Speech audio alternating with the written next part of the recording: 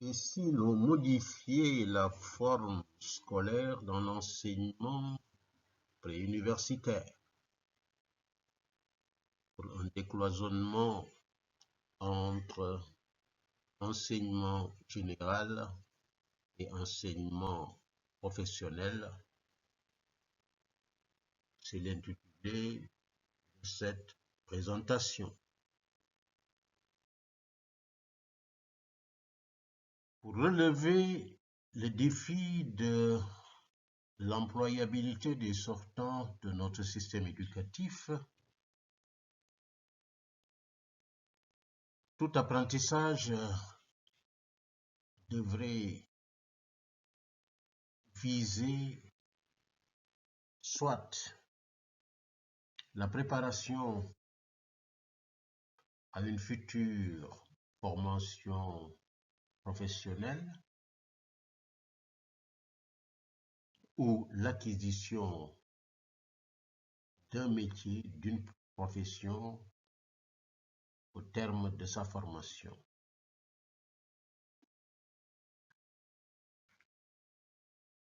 Et cela passe par une remise en question du cloisonnement entre enseignement général et enseignement technique et professionnel.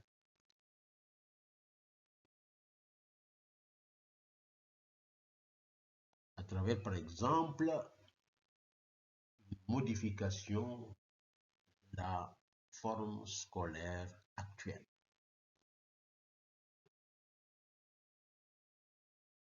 Comment se présente la forme scolaire actuelle?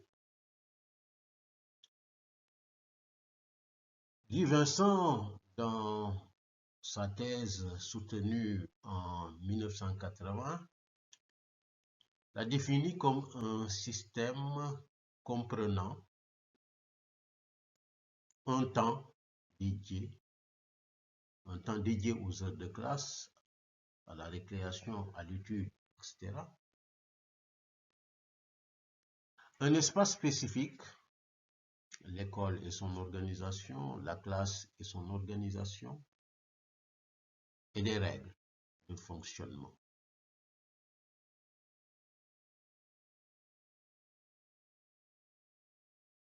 Notre proposition porte sur une forme scolaire élargie et des espaces formant un continuum. Il s'agit de 3 espaces intégrés. L'espace d'apprentissage cognitif au sein de l'école. L'espace d'apprentissage de pratique, toujours au sein de l'école. Et l'espace de consolidation des acquis extramuros.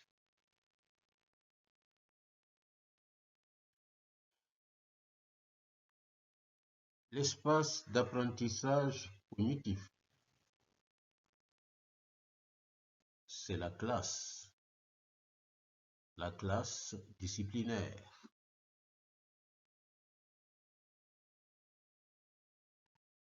Le lieu où l'on acquiert traditionnellement les connaissances et les habiletés cognitives.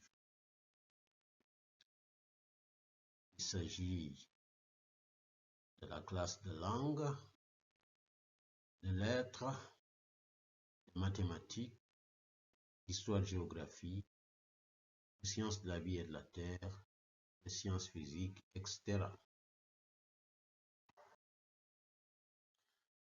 L'espace d'apprentissage pratique ou d'apprentissage de la pratique.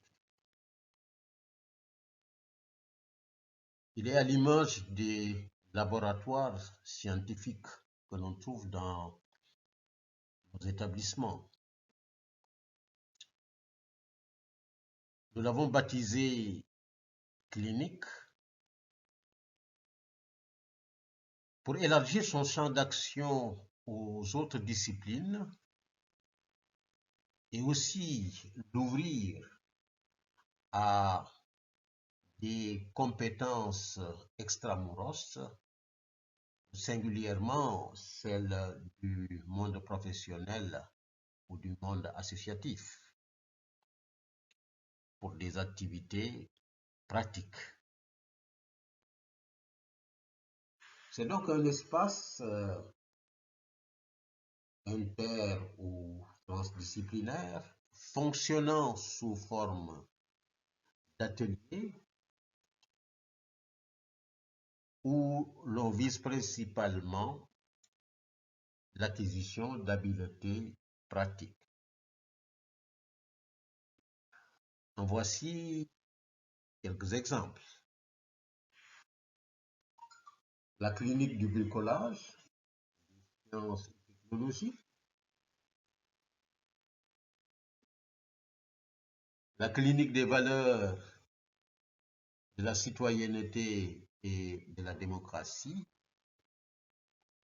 La clinique de la culture.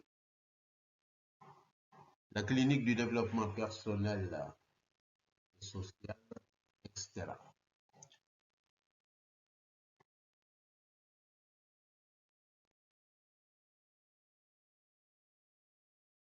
Quant à l'espace de consolidation des acquis, en d'autres, c'est un espace qui connecte l'école à sa communauté, au milieu. Il offre ainsi des opportunités de collaboration entre l'école, le monde professionnel et la société civile, le mouvement associatif.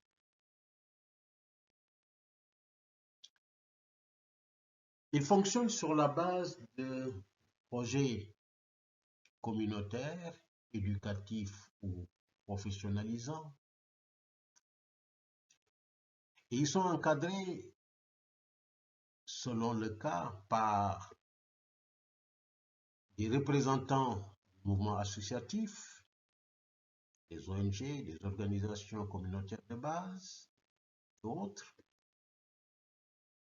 des représentants du monde du travail, petites et moindres entreprises, petites et moindres industries, formelles ou non formelles.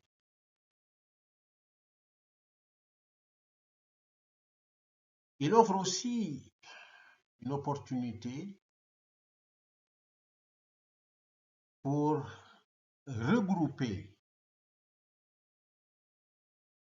autour de projets communautaires des élèves formels, des apprenants venant des DARA ou du non formel.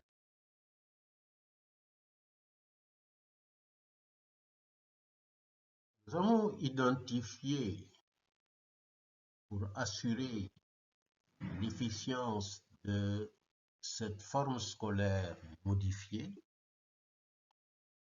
deux préalables. La première, c'est qu'à défaut d'avoir un seul ministère de l'Éducation et de la formation,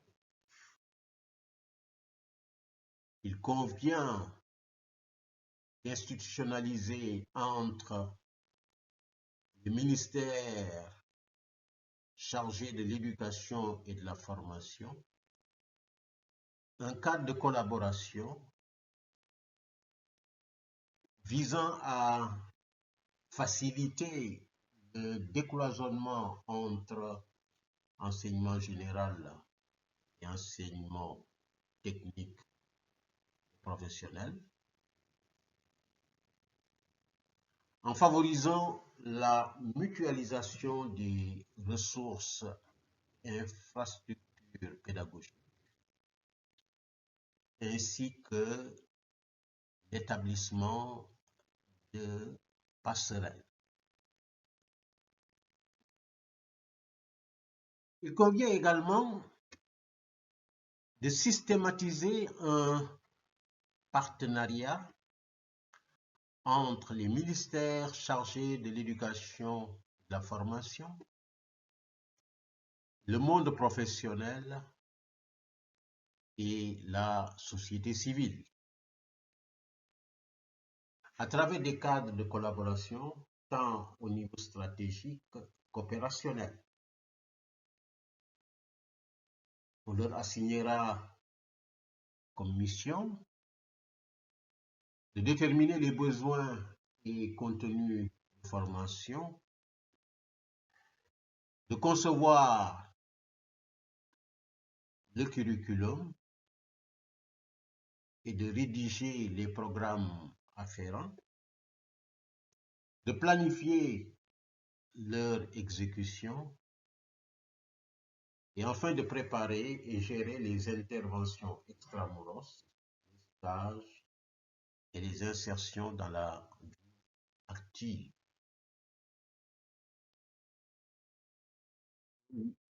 Comme pour toute modification, celle que nous proposons entraîne des conséquences, a des implications,